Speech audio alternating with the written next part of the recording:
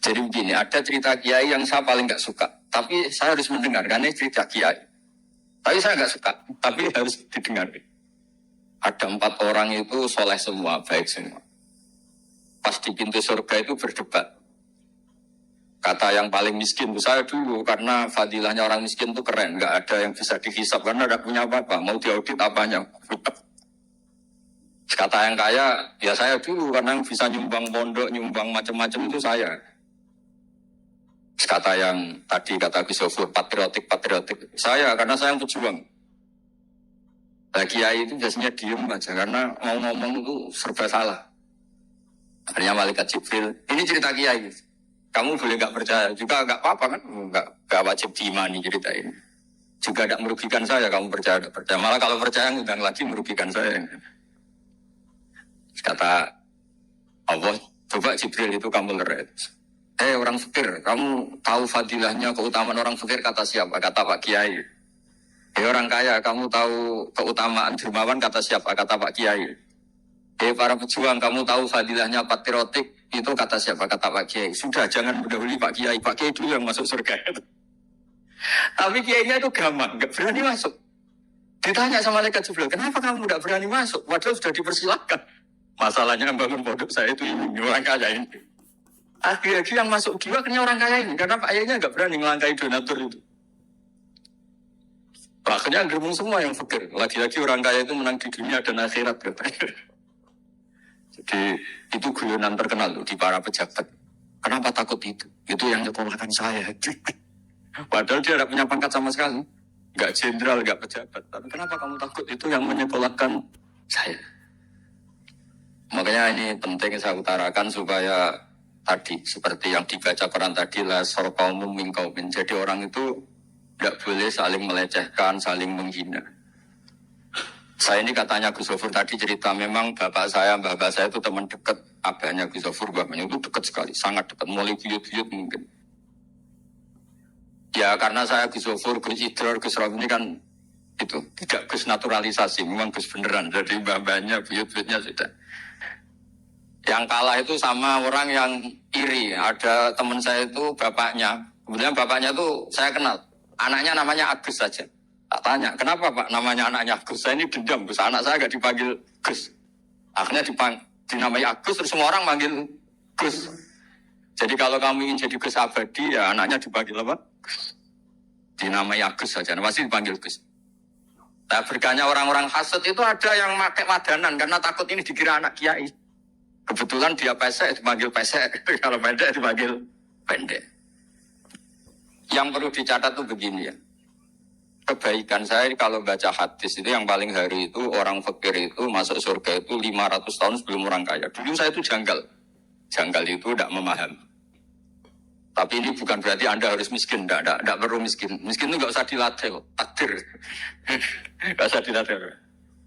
Begini, kalau Anda GM atau direktur atau menteri atau pejabat atau kiai besar kayak saya kalau beli jabatan kiai besar itu kan paling nolong temen itu mungkin Gus Sofur mau beli mobil uangnya kurang atau nata pondok uangnya kurang. Saya juga gitu kalau butuh Gus Sofur mungkin mau haji plus uang saya kurang, pokoknya yang nggak urusan makan ya, nggak urusan nyawa lah. Tapi miskin sama miskin kalau berteman itu mungkin istrinya mau kelahiran, kalau nggak diantar itu mati, kalau nggak punya beras, kalau nggak diutangin itu mati. Artinya sesama orang miskin tuh kalau tolong menolong tuh urusan nyawa. Maka kalau ini baik itu hebat betul gitu karena urusan apa? Nyawa. Kalau ibu-ibu ini kalau teman sosialitianya kalau utang misalnya urusan ke salon kan nggak urusan nyawa. Tapi kalau miskin urusan beras urusan apa? Nyawa. Makanya saya pesan sama yang kaya-kaya ini tetaplah beramal sembako. Di urusan apa? Nyawa. Jadi saya senang kalau ada program negara BLT atau ngasih makan, ngasih apa yang terkait nyawa. Itu penting sekali. Jangan karena kita elit, kemudian kita utang-piutang misalnya urusan plesir ke Eropa atau ke mana, atau kaji plus atau apa itu. Janganlah, yang mendesak itu berdoa. Sebab itu kajian fikih yang paling saya kenang itu ya halal haram tadi. Misalnya ada teknologi canggih, orang bisa naik ke bulan atau ke Mars. Mesti pertanyaannya itu, boleh apa enggak? Kalaupun boleh itu semendesak apa ketika rakyat kita masih miskin? Begitu juga ngelola Pertamina, ngelola negara, ngelola apa saja. Pertanyaannya itu boleh enggak? Misalnya kita punya mobil semuanya tercukupi. Mesti hukumnya itu satu. Mau kemana? Kalau mau bunuh orang, mau judi, mau apa, ya haram. Tapi kalau mau pengajian, mau baik, ya baik. Jadi teknologi apapun itu harus dibawa konstitusi halal atau haram. Karena nggak ada prestasinya sama sekali. Kita punya mobil mewah, punya uang banyak, punya ajudan banyak. Ternyata itu menjadi alat kita durhaka, alat kita maksiat. Nggak ada gunanya semua. Tapi sebaliknya, kalau itu untuk kebaikan, ya baik.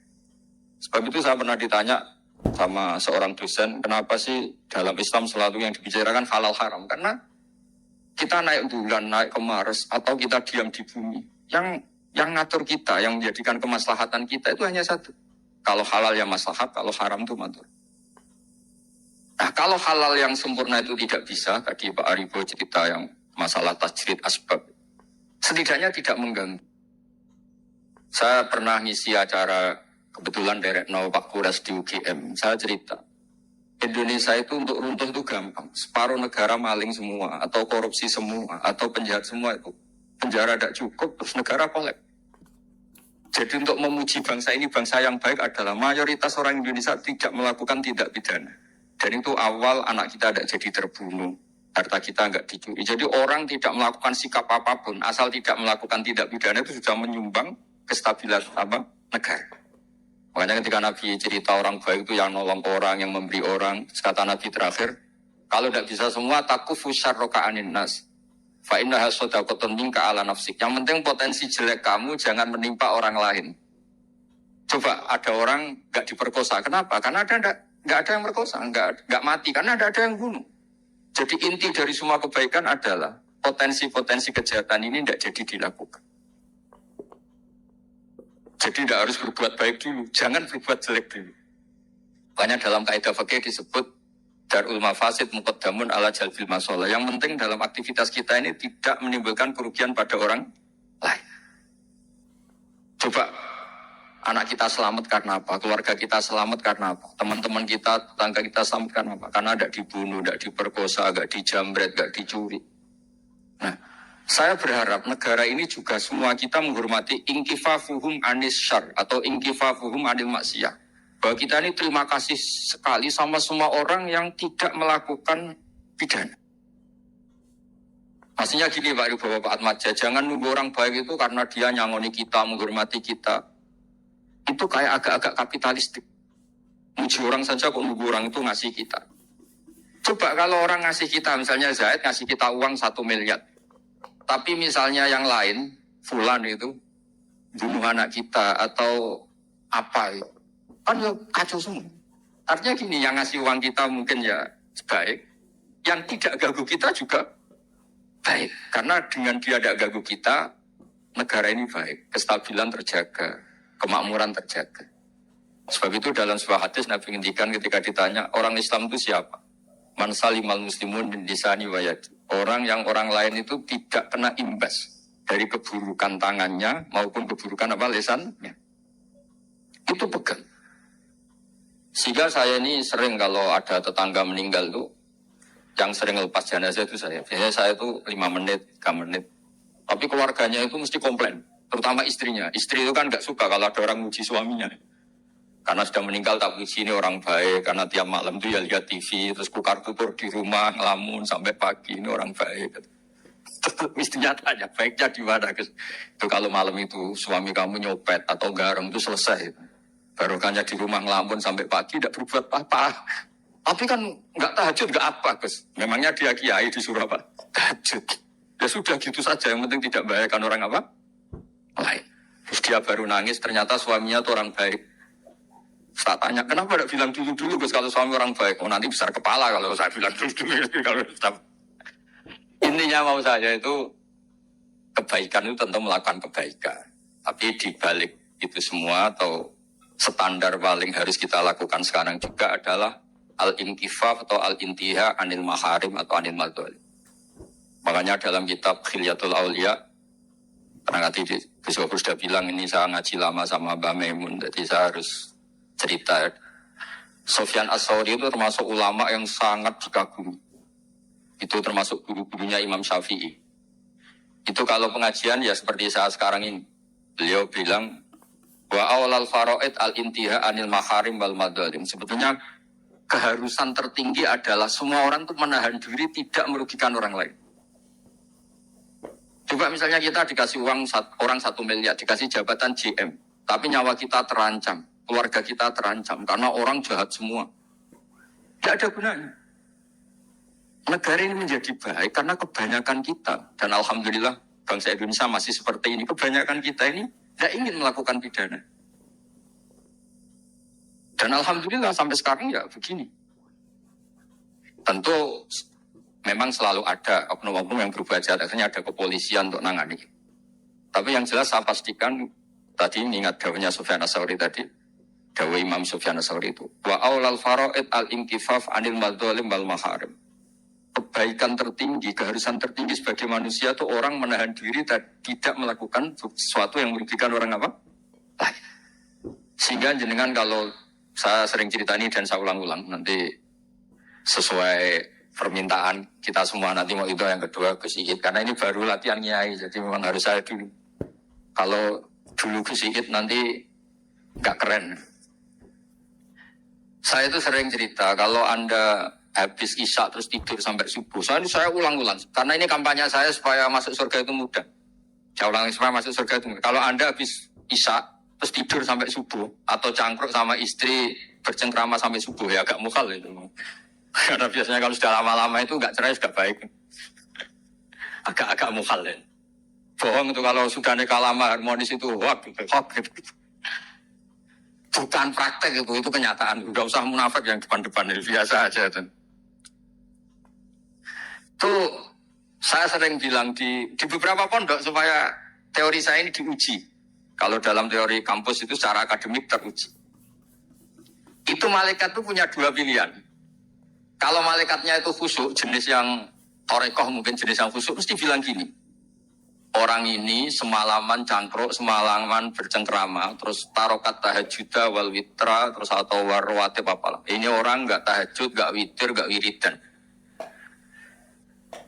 Tapi kalau malaikatnya itu ahli usul fikih, pakar-pakar fikih kayak kita, ya kayak kita semua ini, termasuk yang di depan ini semuanya tak untuk pakar, semuanya kita, bukan saya, kita. Itu redaksinya begini, ini orang hebat, tidak zina, tidak maling, tidak narkoba, tidak pinjol, tidak melakukan kejahatan. Sama-sama tidur. Nah, saya berharap malaikat semuanya itu ngaji usul fikih, supaya nanti kalau yang tidur itu distatuskan apa? Tarokal ma'asyiyakullaha, dia adalah orang yang meninggalkan semua bentuk apa? Maksiat. Sekali malaikatnya ini khusyuk, oh kebus, wong itu gak gelem tahajud. Nggak ada, insya Allah malaikat tidak yang seperti itu. Malaikat itu ahlul ilm, apalagi ketua malaikat namanya malaikat Jibril itu sukanya sama ilmu, Masya Allah.